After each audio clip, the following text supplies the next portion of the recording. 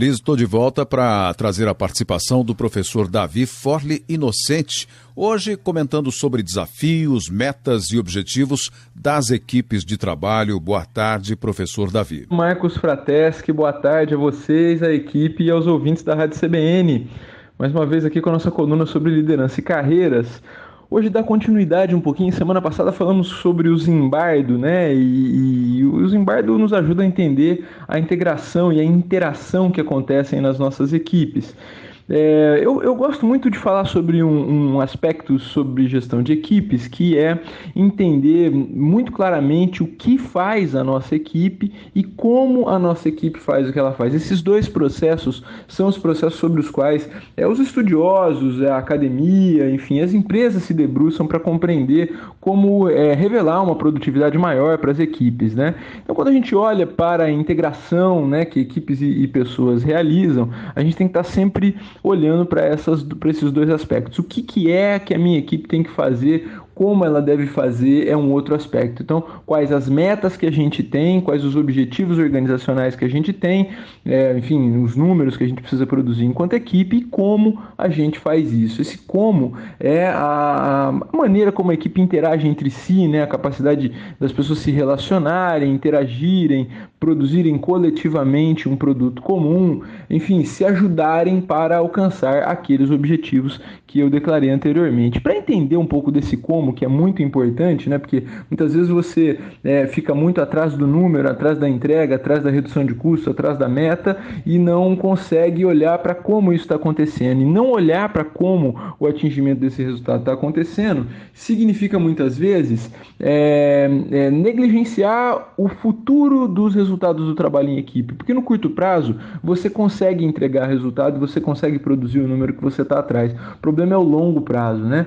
Comprometem-se as relações, comprometem-se as capacidades que as pessoas têm de gerar resultado no longo prazo por não se compreender e não se dar atenção ao como o processo está se dando. Bom, professor Davi, e como é que se pode ter uma melhor percepção disso? Então, o como, pessoal, é super importante de ser olhado, né? E a academia já debruçou sobre isso.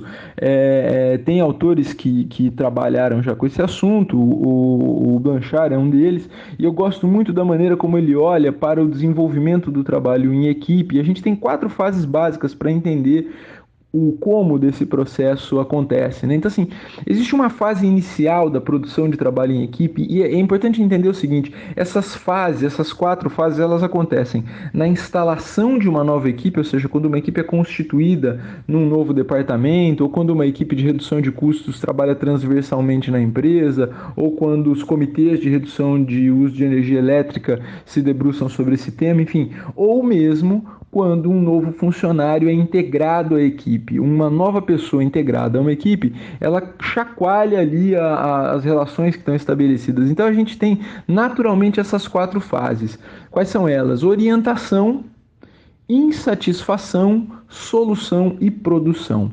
Na fase de orientação é como o primeiro dia de aula, né? É como você chega num ambiente novo, você não sabe bem quais são os sistemas de poder que ali estão estabelecidos, você não conhece bem, enfim, é como que as pessoas se subordinam umas às outras, quem é que de fato tem chefia, quem é que de fato tem liderança, quem tem impacto, quem tem representatividade. Essa fase de orientação é uma fase de entender. Existe muito ânimo, muita vontade, mas muito pouco resultado nessa fase, porque há uma insegurança muito grande. Mas tem muito ânimo, a pessoa está empolgada, está chegando, está todo mundo chegando junto. A segunda fase é a da insatisfação. Por quê? Porque passou aquele calor, né, da paixão do momento inicial da turma se encontrar num ambiente de trabalho novo.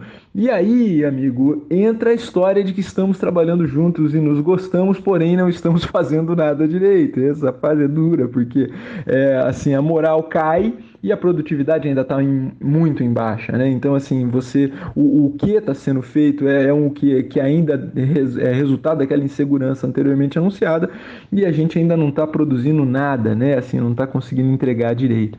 A terceira fase em que isso se dá é a fase de solução. Então acomodam-se aos entendimentos de quem faz o que, como faz o que, a importância relativa de cada um, o papel social de cada um na organização e naquela unidade em especial, e aí começa a se produzir. E aí a sequência é uma fase de produção, onde a moral está alta e a produtividade também está alta, essas curvas elas se encontram nesse momento. Então são as 4 fases de orientação, esse desespero, essa perda inicial, da insatisfação de eu não ter me entendido direito como é que estava ou como é que é o meu papel naquela equipe. Começa uma fase de solução, onde a gente começa a produzir um pouco mais e ficar mais feliz no trabalho, e de produzir, que é de fato entregar os resultados que a gente está precisando.